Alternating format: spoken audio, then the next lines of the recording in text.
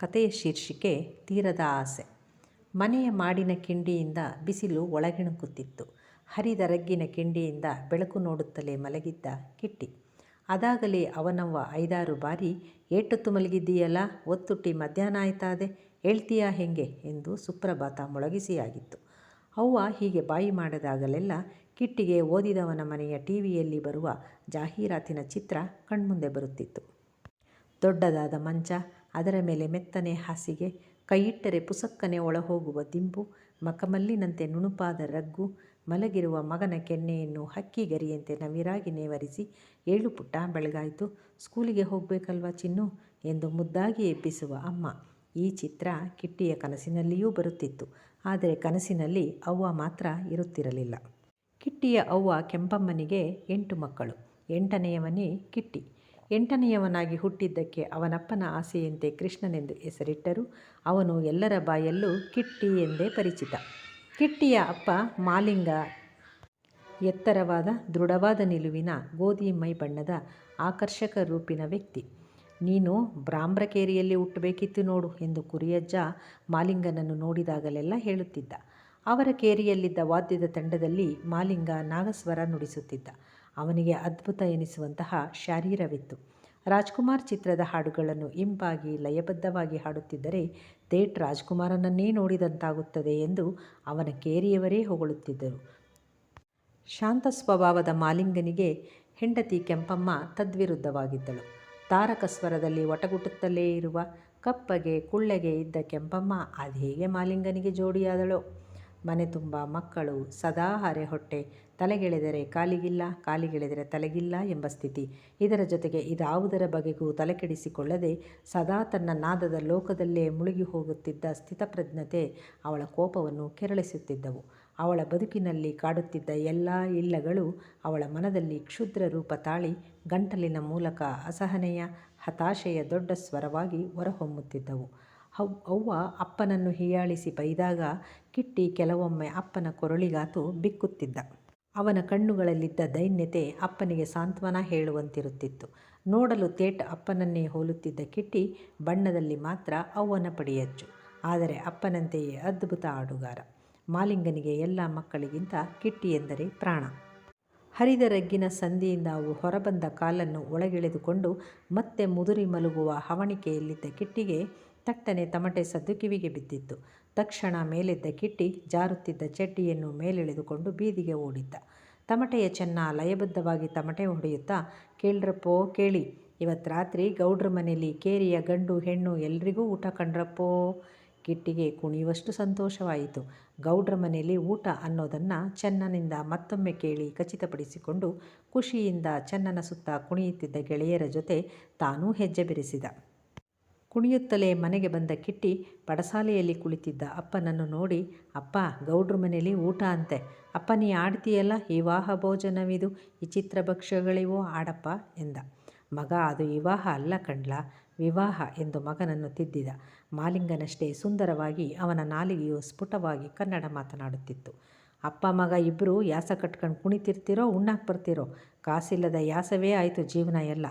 ಕೆಂಪಮ್ಮನ ಸ್ವರಕ್ಕೆ ಅಪ್ಪ ಮಗ ಇಬ್ಬರು ಒಳನಡೆದರು. ಗೌಡ್ರ ಮನೆ ಊಟದ ನೆನಪಿನಿಂದ ಕಿಟ್ಟಿಗೆ ಅವ್ವ ಇಟ್ಟ ಊಟ ಒಳಗಿಳಿಯುವುದೇ ಕಷ್ಟವಾಗಿತ್ತು. ತಿಂದ ಶಾಸ್ತ್ರ ಮಾಡಿ ಕೈ ತೊಳೆದ ಕಿಟ್ಟಿ ನಡುಮನೆಯಲ್ಲಿ ಗೋಡೆಯ ದೊಡ್ಡ ಮೊಳೆಗೆ ಮಲಗಿಸಿದಂತೆ ನೇತು ಹಾಕಿದ್ದ ದೊಡ್ಡ ಬುಟ್ಟಿ ತೆಗೆದು ಅಪ್ಪ ಕಳೆದ ನಂಜನಗೂಡು ಜಾತ್ರೆಯಲ್ಲಿ ತಂದಿದ್ದ ನೀಲಿ ಅಂಗಿಯನ್ನು ಹುಡುಕಿ ಹಾಕಿಕೊಂಡು ಅಮ್ಮನಿಂದ ಬೈಗುಳ ತಪ್ಪಿಸಿಕೊಳ್ಳಲು ಬುಟ್ಟಿಯನ್ನು ಅಲ್ಲಿಯೇ ನೇತು ಹಾಕಿದ. ಉದ್ದವಿದ್ದುದರಿಂದ ಭುಜದ ಮೇಲೆ ಬರುವಂತೆ ಗಂಟು ಹಾಕಿದ್ದ ಶಾಲೆಯ ಬ್ಯಾಗ್ ನೇತು ಹಾಕಿಕೊಂಡು ಶಾಲೆಯೆಡೆಗೆ ಓಡಿದ. ಶ್ರೀನಿವಾಸ ಮೇಷ್ಟ್ರು, ಶ್ರೀರಂಗ ಮೇಷ್ಟ್ರು ಅಂದರೆ ಕಿಟ್ಟಿಗೆ ಬಹಳ ಗೌರವ. ಅವರಿಗೂ ಚೆನ್ನಾಗಿ ಓದುವ ಕಿಟ್ಟಿ ಎಂದರೆ ಅಷ್ಟೇ ಪ್ರೀತಿ. ಮೇಷ್ಟ್ರು ಮಾಲಿಂಗನ ಜೊತೆ ಯಾವಾಗಲೂ ಹೇಳೋರು, "ನಿನ್ನ ಮಗ ತುಂಬ ಜಾಣ, ಚೆನ್ನಾಗಿ ಓದಿಸು" ಅಂತ. ತನ್ನ ಮಗ ಚೆನ್ನಾಗಿ ಓದಿ ದೊಡ್ಡ ಆಫೀಸರ್ ಆದಂತೆ, ಓದಿದವನ ರೀತಿಯಲ್ಲಿಯೇ ಎಲ್ಲರನ್ನೂ ಕೂರಿಸಿ ಮಾತನಾಡಿದಂತೆ, ಅವನ ಸುತ್ತ ಕೇರಿಯ ಎಲ್ಲ ಯುವಕರು ಕೈಕಟ್ಟಿ ನಿಂತು ಅವನ ಮಾತು ಕೇಳಿದಂತೆ ಮಾಲಿಂಗ ಕನಸು ಕಾಣುತ್ತಿದ್ದ. ಶಾಲೆಯಲ್ಲಿ ಕುಳಿತಿದ್ದರೂ ಕಿಟ್ಟಿಗೆ ಒಂದು ಬಗೆಯ ಕಸಿವಿಸಿ. ಪ್ರೀತಿಯ ಶ್ರೀರಂಗ, ಶ್ರೀನಿವಾಸ ಮೇಷ್ಟ್ರ ಪಾಠ ಕೇಳುವುದು ಕೂಡ ಹಿಂಸೆ ಎನಿಸತೊಡಗಿತ್ತು. ಅವನ ತಲೆಯಲ್ಲಿದ್ದುದು ಒಂದೇ, ಗೌಡ್ರ ಮನೆ ಊಟ. ಎಷ್ಟೊತ್ತಿಗೆ ರಾತ್ರಿಯಾದೀತೋ, ಯಾವಾಗ ಕಡಲೆ ಹುಳಿ ತಿಂದೇನೋ ಎಂಬ ತಳಮಳ. ಗಂಟೆ ಹೊಡೆಯುತ್ತಿದ್ದಂತೆ ಕಿಟ್ಟಿ ಮತ್ತವನ ತಂಡ ರೇಸ್ಗೆ ಬಿಟ್ಟಂತೆ ಓಡಿದ್ದರು. ಮನೆಯಲ್ಲಿ ಬ್ಯಾಗ್ ಎಸೆದು ಚಾವಡಿಯಲ್ಲಿ ಸೇರಿದ್ದರು. ಅವರ ಇಂದಿನ ಚರ್ಚೆಯ ವಿಷಯ ಗೌಡ್ರ ಮನೆ ಪಾಯಸದೂಟದ ಕುರಿತಾದ್ದೇ ಆಗಿತ್ತು. ಕಿಟ್ಟಿಯಂತೂ ಎಷ್ಟು ಬೇಗ ಕತ್ತಲಾದೀತೋ ಎಂದು ಚಡಪಡಿಸುತ್ತಿದ್ದ. ಲಗೋರಿ, ಚಿನ್ನಿದಾಂಡು, ಕಬಡ್ಡಿ, ಚೌಕಾಬಾರ, ಹುಲಿಮನೆ ಎಲ್ಲ ಆಟಗಳೂ ಮುಗಿದಿದ್ದವು. ಕತ್ತಲೂ ಆಗಿತ್ತು. ಆದರೆ ಊಟಕ್ಕೆ ಮಾತ್ರ ಕರೆ ಬಂದಿರಲಿಲ್ಲ. ಒಮ್ಮೆ ನಾವೇ ಗೌಡ್ರ ಮನೆ ತಾವು ಹೋಗೋಣ ಎಂಬ ಕಿಟ್ಟಿಯ ಸಲಹೆಯಂತೆ ಎಲ್ಲರೂ ಹೊರಟರು. ವಿಶಾಲವಾದ ಚಪ್ಪರದ ಮೇಲೆಲ್ಲ ವಿದ್ಯುತ್ ಬಲ್ಬ್ಗಳ ಶೃಂಗಾರ, ಬಣ್ಣ ಬಣ್ಣದ ಬಟ್ಟೆ ತೊಟ್ಟು ಸಡಗರದಿಂದ ಓಡಾಡುವ ಜನರು, ಮಹಾಲಕ್ಷ್ಮಿಯಂತೆ ಕಂಗೊಳಿಸುತ್ತಿದ್ದ ಮದುಮಗಳು ಎಲ್ಲವನ್ನೂ ನೋಡಿ ಸ್ವರ್ಗವೆಂದರೆ ಹೀಗೇ ಇರಬಹುದು ಎಂದು ಕಿಟ್ಟಿಯ ಟೀಮ್ ಮಾತನಾಡಿಕೊಂಡಿತು. ಮನೆಯ ಹಿಂಭಾಗದಲ್ಲಿ ಊಟದ ವ್ಯವಸ್ಥೆ ಮಾಡಲಾಗಿತ್ತು. ಅದಾಗಲೇ ಊಟ ನಡೆಯುತ್ತಿತ್ತು.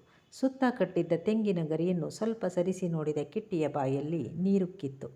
ಪಾಯಸ, ಬೂಂದಿ, ಕಡಲೆ ಹುಳಿ, ಕರಿದ ಹಪ್ಪಳದ ಗಮಲು ಒಂದೊಂದನ್ನೇ ತದೇಕ ಚಿತ್ತದಿಂದ ಗಮನಿಸುತ್ತಿದ್ದಂತೆಯೇ ಯಾರ್ಲಾ ಅದು ಎಂದು ಕೂಗುತ್ತಾ ಬಂದ ಒಬ್ಬ ವ್ಯಕ್ತಿ. ನಾನಣ್ಣು, ಕಿಟ್ಟಿ, ವಾದ್ಯದ ಮಾಲಿಂಗನ ಮಗ ಎಂದ ದೈನ್ಯವಾಗಿ. ಯಾಕ್ರಲ್ಲ ಇಷ್ಟೊತ್ತಿಗೆ ಬಂದಿದ್ದೀರಿ? ನಿಮ್ಮ ಕೇರಿಗೆ ಹೇಳಿ ಕಳಿಸ್ತೀವಿ, ಆವಾಗ ಬನ್ನಿ, ಹೋಗಿ ಹೋಗಿ ಈಗ ಎನ್ನುತ್ತಾ ಕತ್ತು ಹಿಡಿದು ದಬ್ಬುವವನಂತೆಯೇ ಹಿಂದೆ ಹಿಂದೆ ಬಂದ ಆ ವ್ಯಕ್ತಿ. ನಾವು ಇಲ್ಲೇ ಒಂದು ಮೂಲೆಯಲ್ಲಿ ಕೂತು ಉಂಡು ಹೋಗ್ತಿದ್ವಿ, ಇವನಪ್ಪನ ಗಂಟೇನು ಹೋಗ್ತಿತ್ತು ಎಂದು ಮನದಲ್ಲಿಯೇ ಬೈದುಕೊಂಡು ಹೊರಬಂದ ಕಿಟ್ಟಿಗೆ ನಿರಾಶೆಗೋ ಅಪಮಾನಕ್ಕೋ ಅಳು ಬರುವಂತಾಗಿತ್ತು. ಎಲ್ಲರೂ ಕಾಲೆಳೆಯುತ್ತಾ ಮತ್ತೆ ಚಾವಡಿಗೆ ಬಂದಿದ್ದರು. ದಿಕ್ಕು ದೆಸೆಯಿಲ್ಲದೆ 4-5 ಮನೆಗಳ ಕುರಿ ಕಾಯುತ್ತಾ ಇಟ್ಟವರ ಮನೆಯಲ್ಲಿ ಉಂಡು ಕಾಲ ಕಳೆಯುವ ಕುರಿಯಜ್ಜ ಚಾವಡಿಯಲ್ಲಿ ಕಂಬಳಿ ಹೊದ್ದು ಮಲಗಿದ್ದ. ಎಲ್ಲರೂ ಅವನ ಅಕ್ಕಪಕ್ಕವೇ ಉರುಳಿಕೊಂಡರು. ಮಲಗಿದ್ದ ಕಿಟ್ಟಿಯ ಬಳಿ ಬಂದ ಅವನಣ್ಣ, ಮಾದೇವ, ಲೋ ಕಿಟ್ಟಿ, ಮನಿಕ ಬೇಡ ಕಣ್ಲಾ, ನಿದ್ದೆ ಬಂದರೆ ನಿನ್ನ ಏಳ್ಸೋಕ್ಕಾಗಲ್ಲ, ಎದ್ದು ಕೂತ್ಕ, ಇಲ್ಲಾಂದರೆ ನಡಿ ಅಟ್ಟಿಗೋಗುವ, ಆ ಗೌಡ್ರ ಮನೆ ಊಟನ ಅವರೇ ತಿನ್ನಲಿ ಎಂದ. ಒತ್ತರಿಸಿ ಬರುತ್ತಿದ್ದ ಅಳು ನುಂಗಿ ಕಣ್ಣು ಮುಚ್ಚಿ ಮಲಗಿದ್ದ ಕಿಟ್ಟಿಗೆ ಮರುಕ್ಷಣವೇ ನಿದ್ದೆ. ಅದು ಅವನ ಜಾಯಮಾನ ಕೂಡ. ಅವನ ಕನಸಿನಲ್ಲಿ ದೊಡ್ಡ ಮಂಚ, ಮೆತ್ತನೆ ಹಾಸಿಗೆ, ರಗ್ಗು, ಸಾಲಾಗಿ ಜೋಡಿಸಿದ್ದ ಪಾತ್ರೆಗಳಲ್ಲಿ ಪಾಯಸ, ಬೂಂದಿ, ಕಡಲೆ ಹುಳಿ. ಆದರೆ ತಿನ್ನಬೇಕೆಂದರೆ ಕೈಗೇ ಸಿಗುತ್ತಿಲ್ಲ. ತಾನು ಹತ್ತಿರ ಹೋದಷ್ಟು ಅವೆಲ್ಲವೂ ಮುಂದೆ ಮುಂದೆ ಹೋಗುತ್ತಿವೆ. ತನ್ನನ್ನು ಗೌಡ್ರ ಮನೆಯ ಮಕ್ಕಳು ಅಣಕಿಸಿ ಚಪ್ಪಾಳೆ ತಟ್ಟಿ ನಗುತ್ತಿವೆ. ಏನಾದರಾಗಲಿ, ತಾನು ಇಂದು ಕಡಲೆ ಹುಳಿ ತಿನ್ನಲೇಬೇಕು, ಹೌದು ತಿನ್ನಲೇಬೇಕು ಎಂದು ಕೈ ಚಾಚುತ್ತಿದ್ದಂತೆ ಯಾರೋ ಹಿಡಿದು ಕೈಯನ್ನು ಹಿಂದಕ್ಕೆ ಎಳೆಯುತ್ತಿದ್ದಾರೆ. ಏಳ್ಲ ಮಗ, ಒತ್ತುಟ್ಟಿ ಮಾರುದ್ದ ಬಂದಾಯಿತು. ರಾತ್ರಿ ಊಟಕ್ಕೆ ಹೋಗುವಾಗ ಎಷ್ಟು ಏಳ್ಸಿದ್ರು ಏಳನೇ ಇಲ್ವಲ್ಲ, ಅದ್ಯಾವ ಯಮದ ನಿದ್ದೇನ್ಲ ನಿಂಗೆ? ಕುರಿಯಜ್ಜನ ಧ್ವನಿ. ಅಂದರೆ ರಾತ್ರಿ ಕಳೆದು ಬೆಳಗಾಗದೆ ನಾ ರಾತ್ರಿ ಗೌಡ್ರ ಮನೆ ಊಟಕ್ಕೆ ಹೋಗಲೇ ಇಲ್ಲ, ಕಡಲೆ ಹುಳಿ ತಿನ್ನಲೇ ಇಲ್ಲ. ಎಚ್ಚರಾದ ಕಿಟ್ಟಿ ದಡಕ್ಕನೆ ಎದ್ದು ಕೂತ. ಬೆಳಕು ಕಣ್ಣು ಚುಚ್ಚಿದಂತೆನಿಸಿ ಕೈ ಅಡ್ಡ ಹಿಡಿದ. ನಿನ್ನೆಯಿಂದ ತಡೆದಿಟ್ಟ ಹಸಿವಿನ ಸಂಕಟ, ನಿರಾಶೆ, ಹತಾಶೆ ಒಟ್ಟಿಗೆ ಮೇಳೈಸಿ ಬಿಕ್ಕಿ ಬಿಕ್ಕಿ ಅಳಬೇಕೆನಿಸಿತು. ಮನೆಯೆಡೆಗೆ ದಡದಡನೆ ಓಡಿ ಅಪ್ಪನ ಬಳಿ ಕುಳಿತ. ಅಪ್ಪನ ಹಾಡು ಕೇಳುವ ಖಯಾಲಿಗೆ ತಂದಿಟ್ಟುಕೊಂಡಿದ್ದ ಪುಟ್ಟ ರೇಡಿಯೋದಿಂದ ಬೆಳಗಿನ ಚಿತ್ರಗೀತೆ ಕಾರ್ಯಕ್ರಮದಲ್ಲಿ ರಾಜ್ಕುಮಾರ್ರ ಧ್ವನಿಯಲ್ಲಿ ಬಾನಿಗೊಂದು ಎಲ್ಲಿದೆ ಹಾಡು ಕೇಳಿಬರುತ್ತಿತ್ತು. ಕೋಪದಿಂದ ರೇಡಿಯೋ ಆರಿಸಿದ ಕಿಟ್ಟಿ ಪ್ರಶ್ನಾರ್ಥಕವಾಗಿ ತನ್ನೆಡೆ ನೋಡಿದ ಅಪ್ಪನ ಬಳಿ ಬಂದು ಅವನ ಕೊರಳು ತಬ್ಬಿ ಬಿಕ್ಕಲಾರಂಭಿಸಿದ. ಅಪ್ಪನ ಕೈ ಮಗನ ಬೆನ್ನನ್ನು ಮೌನವಾಗಿ ನೇವರಿಸುತ್ತಿತ್ತು. ಬಾಂದಳದ ಸೂರ್ಯ ಸ್ವಲ್ಪ ಸ್ವಲ್ಪವೇ ಮೇಲೇರುತ್ತಾ ತನ್ನ ಬೆಳಕಿನ ಪರದಿಯನ್ನು ವಿಸ್ತರಿಸಿಕೊಳ್ಳುತ್ತಿದ್ದ.